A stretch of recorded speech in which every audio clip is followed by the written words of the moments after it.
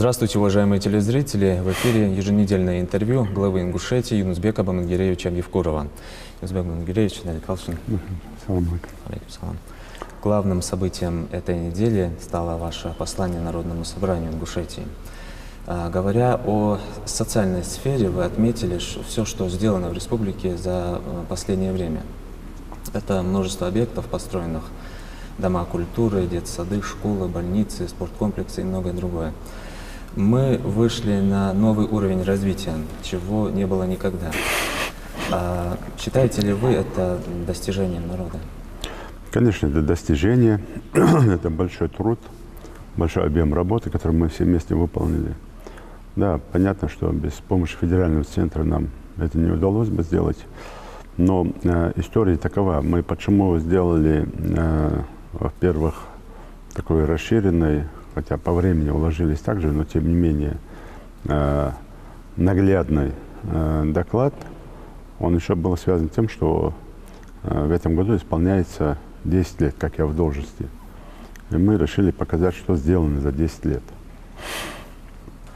Если реально брать именно социально-экономическую составляющую, что мы там упорно начали работать там, то это где-то 6 лет.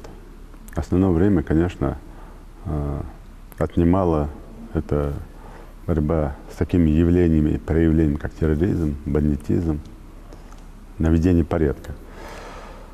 И фактически мы можем говорить, что за 5-6 лет мы достигли таких результатов. Почему я в цифрах это показывал, чтобы люди увидели, что даже за 70 лет советской власти нам не удавалось таких объемов осилить. Многие пытаются сказать, что ну хорошо, вот вам дали ФЦП, дали деньги. Во все периоды правления, при всех руководителях, денег давали не меньше, а то и больше. И вопрос стоял в другом. Как эти деньги грамотно распределять, как с ними работать. При всем при том, что и сейчас есть коррупционная составляющая. Поэтому максимально постарались показать людям, какой объем работы выполнен за эти буквально 6 лет. И здесь надо подчеркнуть, что процентном соотношении, чего тоже, что не было раньше, это порядка 20-25% это объекты, которые мы построили за счет собственных средств и внебюджетных источников. Я не беру инвестиционные объекты, я беру чисто социальные объекты, школы, садики, спортивные объекты и так далее. И мы многого в этом направлении добились. И вот внебюджетки – это доверие, в том числе наших земляков, и не только жителей республики, но и других регионов России, в том числе руководителей госкорпораций, которые с удовольствием вкладывают деньги в развитие республики. Но особо хочу подчеркнуть еще раз то, что наши земляки, они вкладывают деньги, помогают в социальных проектах республики, в том числе. И это тоже показатель, что мы с такими доходами, которые сегодня у нас есть, и дальше мы будем работать над этим, мы в состоянии несколько объектов в год сами уже строить для республики, реализовать некоторые проекты. Да, сегодня сложно, что эти объекты у нас, получается, социальные, требуют затрат на содержание, и нам сегодня то, что мы зарабатываем, мы их только вот еле-еле успеваем на содержание вкладывать. Но, тем не менее, мы эти направления можем уже прорабатывать и обрабатывать. И, конечно, здесь хочется сказать всем спасибо, кто стоит за этими проектами. Это продолжается и дальше сегодня.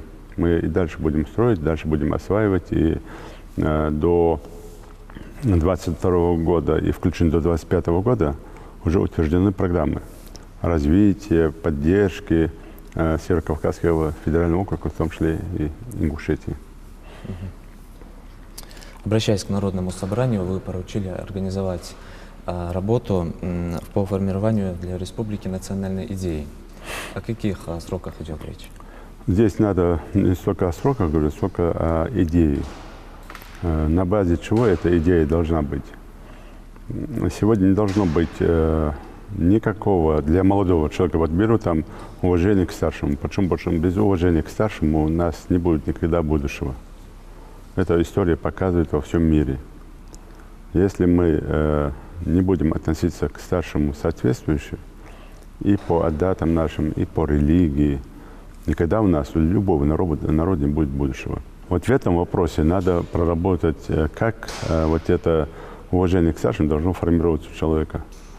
Здесь надо просто напрочь отбросить какие-то такие мысли, вот, почему-то принято там в некоторых там направлениях, что якобы вот человеку исполнилось там 15 лет, по шариату он уже там типа вырос уже, и он может там со старшим просто вести себя там слишком раскованно, да, как бы таким образом, на равных со старшим себя вести.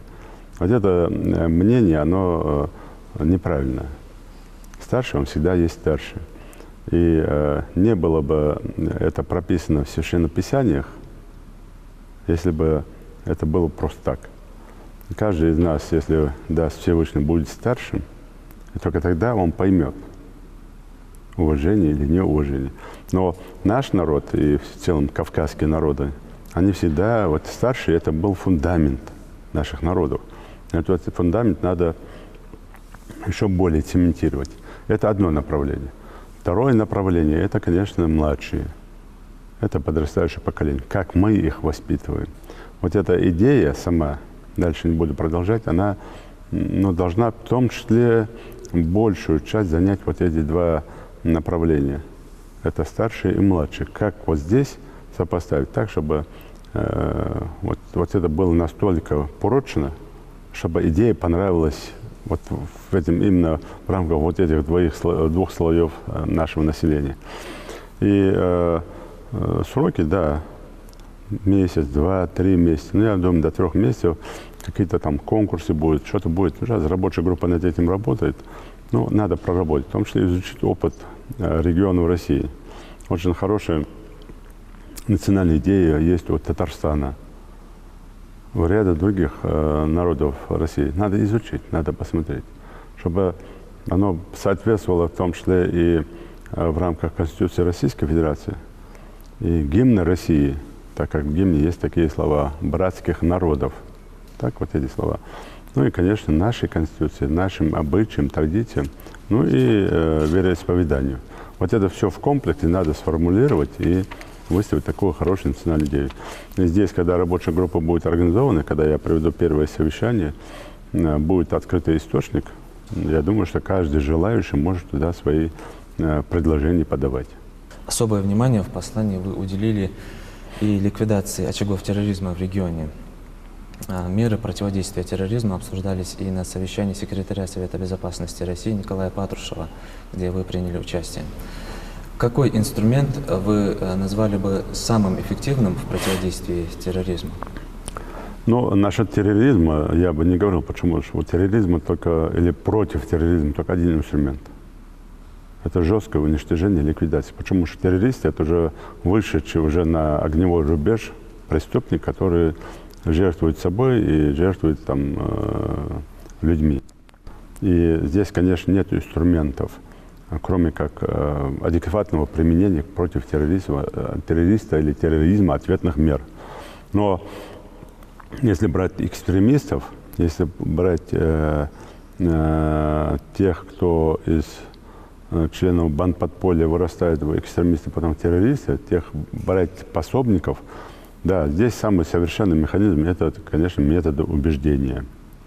Это профилактика. Почему? Потому что мы на своем примере убедились, что когда мне задавали вопрос, а зачем вы ведете переговоры с бандитами или с боевиками, зачем, был случай, когда 4 боевика сдались. Зачем вам нужны? Они были, а вот они сдались. А они сдались не тогда, когда их окружили, они сдались, когда профилактика проводилась с родственниками. Типа, что вы о них беспокоитесь? Я тогда тоже одному из федеральных журналистов отвечал, что я не о них беспокоюсь. Я беспокоюсь о тех, кого они могли убить завтра, послезавтра. Сегодня эти 4 бандита никого не убивают. Они сдались органам власти и по закону получат наказание свое. Но я сегодня знаю, что они никого не убьют. Завтра, послезавтра, послезавтра никого не взорвут. Вот это меня больше успокаивает, ежели если бы они были бы в розыске, и я бы искал их, чтобы их уничтожить. Поэтому, конечно, методы убеждения и профилактика, они наиболее приемлемы в любой деятельности. В работе вот именно с теми, кто нарушает закон, в том числе, в частности, как мы говорим, там экстремизм и другие проявления. Хотелось бы затронуть очередное нашумевшее предложение о признании ваххабизма экстремистской идеологией. Как вы прокомментируете?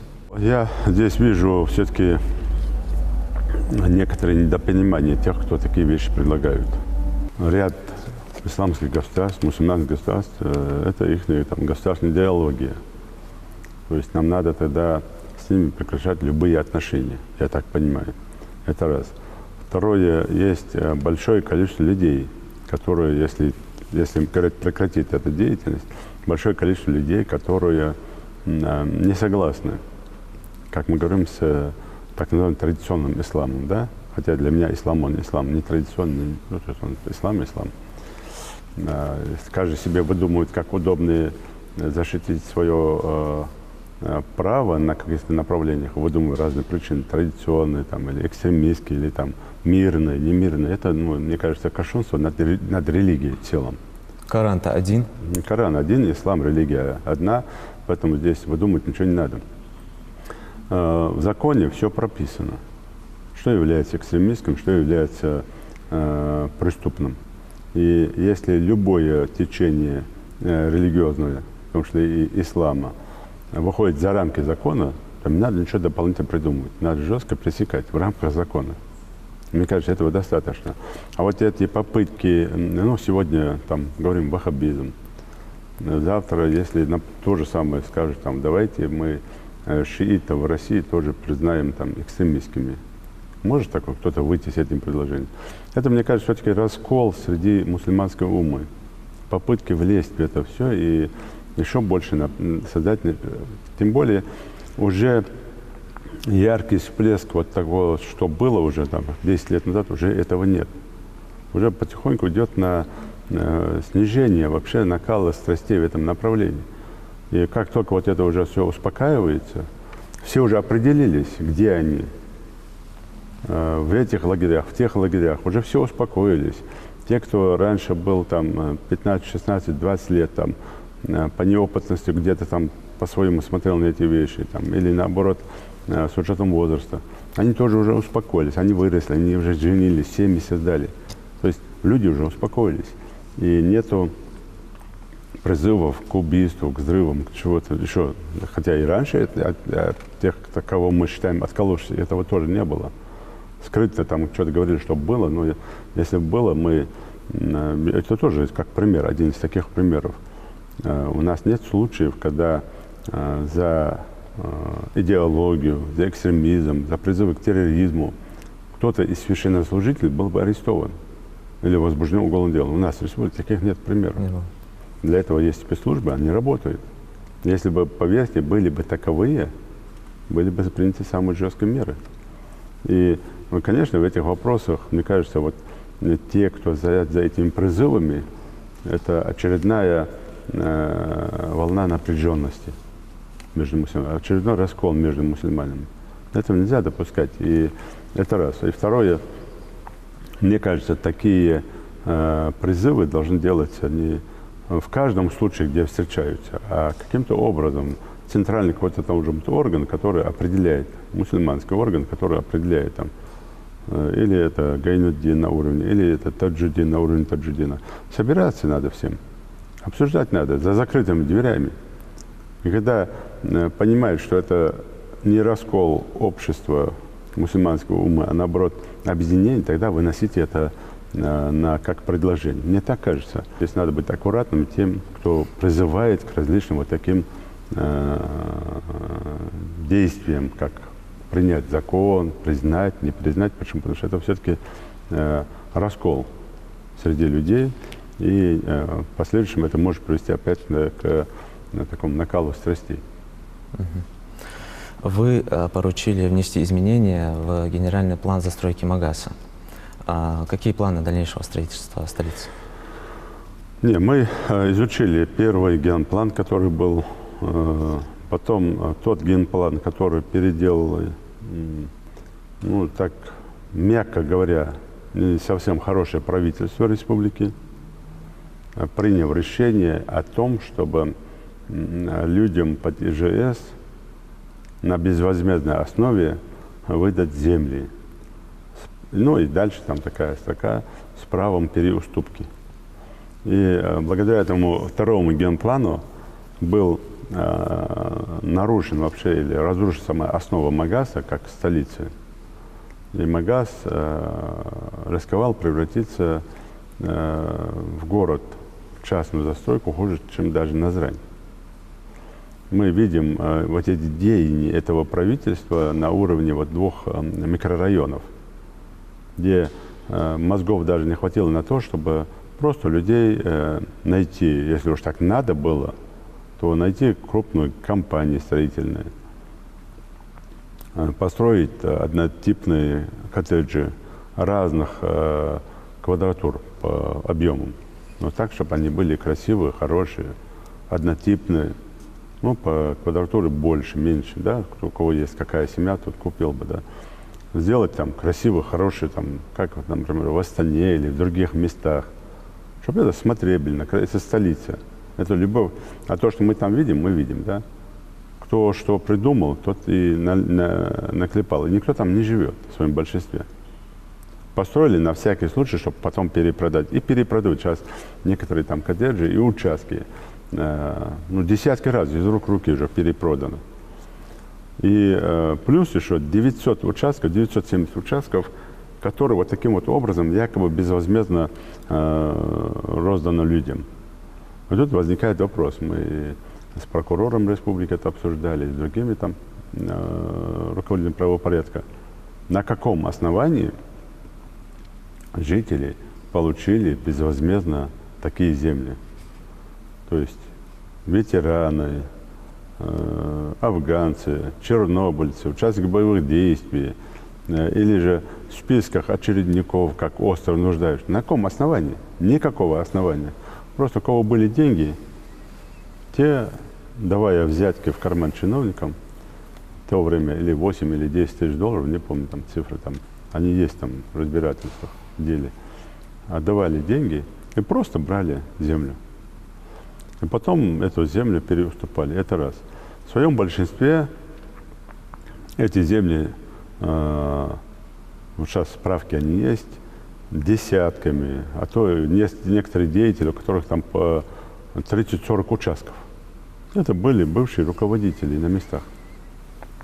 Чиновники, правоохраны, там, потому что есть прокуратура, и судебная система, и с правительства республики. Все чиновники, вот у кого там были доходы, там, доступ к бюджетным средствам, вот этим занимались. На своих родственников, на своих этих там переоформляли, и вот это все выкупили. Целые кварталы, целые микрорайоны, это тоже видно. А потом начали это все перепродавать, делать на этом бизнес. Почему? Потому что сами же для себя написали удобную строку с правом переуступки. Вот это право уступки как раз есть коррупционная, в том числе вторая коррупционная схема. Первое – это то, что безвозмездно выдать за деньги, но деньги в кассу не идут. И второе – это право переуступки. И земля, которая там тогда строила там столько-то, потом она перепродавалась, скажем, разом завышая там на 2, на 3, на 5, на 6 тысяч долларов. Да? И вот таким вот образом эти люди вот крутились. И сегодня очень редко найдешь там человека, который вообще изначально купил землю, а много, которые там уже по 4-м, по 5-м, по 6-м разу эту землю перекупали. Как только узнали, что будет отсуживать, что будет эта работа, некоторые деятели якобы с людьми договорились, что вы нам эти земли, типа, мы вас крышуем, да, вот таким вот образом, типа, там, здесь никто ничего строить не будет. Сейчас, благо, что мы нашли букву в законе, в рамках закона эти земли отсуживаем. Я еще раз повторяю, для жителей у меня нет никакого там предвзятого отношения в этих вопросах. Если те жители, у которых есть квитанция на руках, что они деньги сдали в бюджет города, и за деньги купили землю, и мы потом, отследив это, увидим, что это так и было. Государство обязано вернуть вам землю. Деньги, не земля, а деньги вернем. Если же жители платили налоги тоже вернем. То есть деньги, я имею в виду, государство, бюджет города вернет. Для этого мы все предусмотрели. Но уж точно никакого индивидуального жилищного строительства, кроме организованного микрорайона, одного из таких элитных, если мы там дойдем до этого, если найдем хорошего инвестора, не будет в Магасе. И самое страшное, что я уже там как-то вывешивал карту, и перед людьми, которые претендуют на эти земли, которые жалуются, я им тоже показывал микрорайон, разбит на квадратики, даже дорог нет. Человек, покупая землю, он даже не смотрел. Он не смотрел, каким образом он должен до своего дома доехать, даже если он там, как в сказке, по щучьему велению там, или там, по-то там хотению, утром у него там дом появится. Как он туда должен заехать? Он даже пешком пройти нет, там же для тропинки даже места не оставили. То есть они просто на квадраты разбили, и все.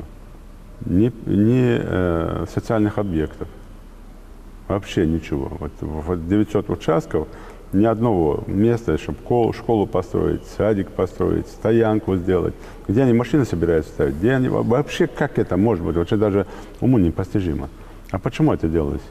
Все покупали землю для того, чтобы строить, а потом для того, чтобы перепродавать. Да, есть многие, которые там обманулись, покупали, чтобы построить, те, которые живут не в республике, а за пределами республики, в Европе, чтобы, приехав домой, хотя бы свой дом, что-то иметь в Магасе. Но нельзя было так обманываться. И если говорить там уже покороче, это купленная машина в угоне. Прежде чем покупать эту землю, надо было хотя бы перепроверить. У кого-то перепокупаешь эту землю, зачем ты это делаешь? Поэтому сегодня, конечно, нет никаких разговоров в этом плане, никаких уговоров. Это Магас, это столица республики, и весь народ, особенно молодежь, должен за это жестко стоять. Я пока у власти, конечно, не позволю другого. Сегодня мы на тех участках, которые осудили, уже строим объекты. Мы уже построили школу на 1500 мест. Целых 20 гектаров отведены под Центральный парк культуры и отдыха, которого вообще там даже в Магасе места нет, где его поставить. Даже места нет, где его поставить. На одном из микрорайонов ставим новые корпуса кадетского корпуса, потому что мы его будем переносить в Магас. Это как визитная карточка Магас, чтобы была. На других направлениях ставим объекты культуры. То есть 5 объектов культуры мы ставим. И это будет строиться. Это будет делаться, поэтому все это должны понимать. Есть попытки людей обратиться в Верховный суд России по этому поводу, чтобы не согласны. Но, тем не менее, я буду жестко на этом стоять и оставить нашу столицу. Я хочу, чтобы все это правильно понимали. Другого здесь не будет. И я даже не хочу по этому поводу с кем-то по этому поводу даже разговаривать. Все через суд, через прокуратуру, пожалуйста. С 1 апреля в стране стартовала весенняя призывная кампания. А 12 числа вы встретились с первой группой призывников из нашей республики. Согласны ли вы с мнением, что с каждым годом у ингушской молодежи растет интерес к военному делу? Да, растет авторитет службы, растет желание идти, но я скажу, что одним из самых худших подразделений в республике, которые работают, это военкомат, работники военного комиссариата. Я просто крайне удивлен, вот мы говорим там, на то ведомство пришли не ингуши на должности, другое ведомство пришли не ингуши. Вот они сидят у нас в военкомате, в районных военкоматах сидят. Вот я задал простой вопрос призывникам, которых собирал в Доме культуры. Там более 200 человек. Кто из них хотя бы один раз поплавал в бассейне? А мной даже я не должен эту задачу ставить, но тем не менее я эту задачу поставил и военкому, и районному военкому. Есть бассейны, приводите ребят и перед армией научите их поплавать хотя бы, кто не умеет плавать. Научите поплавать. Не один. Вот это меня, конечно, это сильно удивляет и даже в какой-то степени оскорбляет. Насколько надо быть безответственным, находясь на своей должности, получая за это зарплату, чем так занят этот военком районный, что он не может этих пацанов, призывников собрать. Ему даже не интересно это делать. Он просто вот ему безразлично это все. Сейчас мы по военкому республике уже решение приняли. Я в ближайшее время там сейчас будем работать по новому военкому. Я очень жестко буду по этим военкому работать. Только того, что у них нет никакого уважения к нашей молодежи, к нашим ребятам, никакого желания готовить их к службе в армии. Они должны были их провести там, через воинские части. Для этого все организовано. Есть приказы министра обороны, и всяческая помощь в этом вопросе оказывается. Научить их там элементарным азам устава внутренней службы, чтобы парень, придя в армию, ну, хоть уже что-то понимал. Научить их каким-то там обращению с оружием, там, научить их там строевым приемам. Чтобы парню, чтобы было легче. Элементарные вещи хотя бы. Самые простые вещи. Почему вы это делаете везде? Почему наши этого не делают? Вот они живут среди нас, уважаемые люди, здороваются, ходят, живут, дышат. Почему не делают? Вот я не пойму. Вот я, конечно, этому очень... это такое неуважение и ко мне, и к своим должностям. Поэтому я, конечно, буду самый жесткий в мире по ним принимать. И плохо, что и аппарат правительства, там, в целом блок правительства, вице-премьер, который курирует это направление, не смотрит. И мой помощник за этим не смотрел. Поэтому я по этому поводу поставил задачу провести очень серьезный разбор, расследование и в течение, там, я там не помню время, доложить. Мы будем очень серьезно работать в этом направлении. Ну и, конечно, мне хочется, чтобы ребята, уехав на службу, не просто подслужили, а нашли бы себя там в армии, на службу по контракту. В последующем заочно поступив, закончил высшее учебное заведение, получили воинские звания. Почему нет? Если даже 30% ребят останется в армии, ну это тоже хорошо. Это и разгрузка по рабочим местам, и тоже популяризация службы в армии. Почему нет? В Москве на итоговой коллегии Министерства сельского хозяйства вы отметили, что общий объем сельхозпродукции региона на 1 января 2018 года составил 8,5 миллиарда рублей. Довольны ли вы этим показателем? У нас сбой получился в прошлом году из-за засухи. Весь Малгобекский район, часть Сунжинского района в том числе, засуха была такая. У нас ущерб, конечно, сильный, и поэтому у нас индекс сельхозпроизводства в этом году впервые, или за прошлый год впервые, был ниже 100. Но, тем не менее, я здесь вижу некоторую недоработку все-таки Минсельхоза. Почему? Потому что до того, как в планах должны были отразить риски, угрозы, и какая продукция должна замещать другую продукцию, чтобы не было такого спада. Но, тем не менее, я доволен в целом работой и тем, что сегодня делается. Надо тоже больше инициативы и министру, и его команде, и больше все-таки выявления, выделения лучших.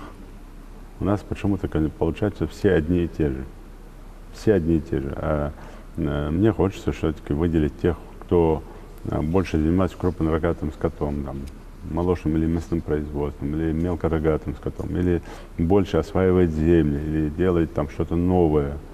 Мне хочется, чтобы наше крестьянское фермерское хозяйство, так же, как в других регионах, работали над малиной, клубникой, там, ягодными там, растениями. И чтобы не я это заставлял делать. Мне хочется, чтобы больше было тепличных хозяйств, небольших, маленьких, которые могут прокормить там полсела там, да, на этой продукции. То есть много-много чего там должно быть, но и развитие сельских территорий, там, дороги, там, дома культуры и так далее. Это вот работа министра сельского хозяйства, его команда. И я с учетом вот этих и минусов, и плюсов, которые были в 2017 году, задачу поставил, планы там переутвердят, пересогласуют, и надеюсь, что мы в этом году лучших результатов достигнем. Ну, пока по этому году, в том, что идет все по плану, и все, что нужно было спахать, засеять, все делать, это мы идем с опережением графиков, поэтому нормально все. На неделе прошло заседание комиссии по координации работы по противодействию коррупции, борьба с которой в республике проводится очень активно. Правоохранителями были проведены проверки с обысками в ряде организаций. Региональное отделение партии «Народ против коррупции» с Совбезом также работает в этом направлении. В ближайшее время будут возбуждены новые уголовные дела? Нет, тут нет такой задачи возбуждать дела. Это текущая работа. Тут не должно быть там в ближайшее время там, или в прошлое время. Это текущая работа органов правопорядка. Я, честно говоря, там, даже при всем желании не хочу туда вмешиваться. У нас есть такая договоренность между мной и руководителем силовых структур. Это их работа, их обязанности, что прокурор, что начальник ФСБ, что министр МВД, там, т.д. Пусть они работают. И я иногда это все узнаю уже по факту, когда происходит, в своем большинстве. Я получаю информацию в ходе ведения КТО или других там террористических проявлений, когда на этом удавал. Вот там мы заранее обсуждаем, смотрим там некоторые вещи. А в основном там экономическое преступление, я сказал, все, вы начинаете работать и по факту мне уже там информируете в рамках своих полномочий и законов. Потому что они тоже не обязаны меня полностью информировать, что происходит, где и как. Но тем не менее, у нас есть такая договоренность, и это соблюдается. И когда где-то проходит обыск или мероприятие, мы это узнаем уже по докладу того руководителя, где это все происходит, или же по информации уже с того ведомства, которое эти мероприятия проводит. Это раз. Второе, мы уже не раз об этом говорили, что каждый руководитель на местах должен сам бороться с коррупционным проявлением. Есть у нас там коррупциогенно опасное направление при всем желании, где и чиновники, и руководители тянут в этой схемы. Это сложная схема, и среднее звено всегда пытается на чем-то зарабатывать. Это раз. Или берем даже самый простой пример. Материнские сертификаты. Или сертификаты вынужденных переселенцев или и так далее. Или деньги по малому и среднему предпринимательству. Или в ТЭК. Или же там Минсельхоз там, на поддержку крестьянских фермерских хозяйств. И многие вопросы здесь решаются на уровне того, что вот ходят посредники, которые не уполномочены никем. Но они уже известны в народе люди, которые приходят, говорят, мы пробьем вам деньги, мы вам это. И даже их ни в министерствах никто не знает. И это тоже выявленные люди, по ним тоже работают органы правопорядка. И потом, там, где кто получил гранты, они уже не просто же кому-то пришли, они просто смотрят, кто может получить грант. И на этом тоже многие ведутся. И здесь больше вопрос к самим людям, чтобы они не велись на поводу этих посредников, на этих неизвестных людей. Они сами себя втягивают в эти коррупционные схемы, типа нам деньги не дадут. Да, дадут деньги там, где это положено.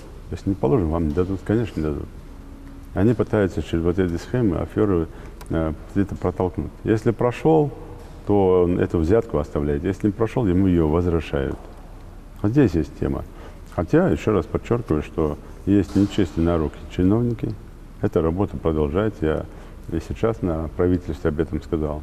Не шутите с этим делом. И министрам сказал, контролируйте своих бухгалтеров, своих чиновников, своих там, тех, кто стоит на деньгах, кто сидит на деньгах, кто на этих коррупциогенно опасных направлениях сидит. Контролируйте их, работайте с ними и не допускайте получения или дальше взяток.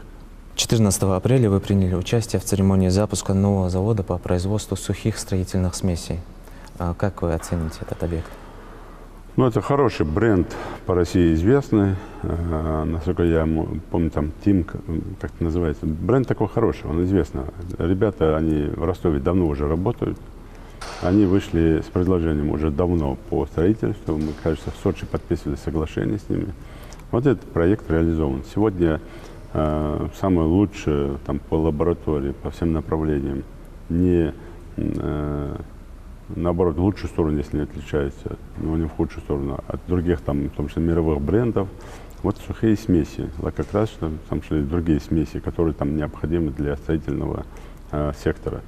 И для частного сектора это очень хорошо и удобно, что у нас есть.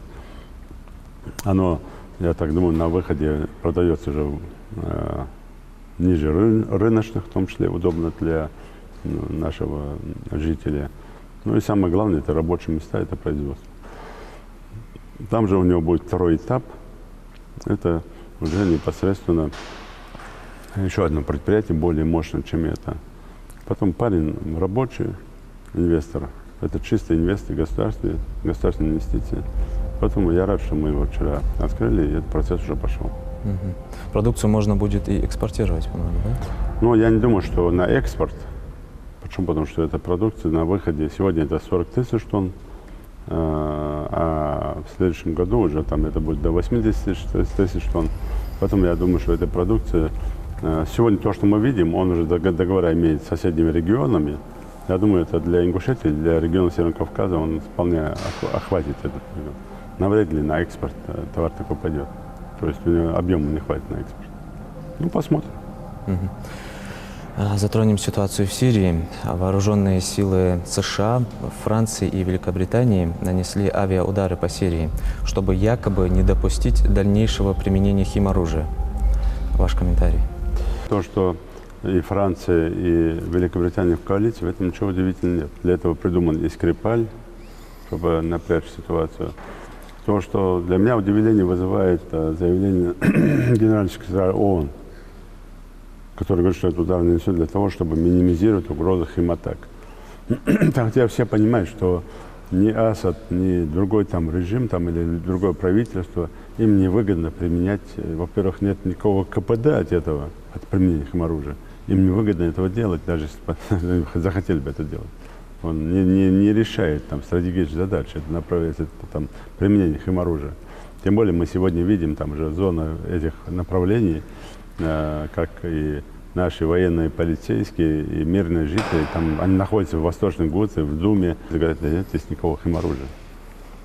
И когда применяется вооруженная группировка до расследования международным организациям, это еще раз говорит о том, что это провокация, это раз. И здесь даже не столько провокация, сколько просто наглость.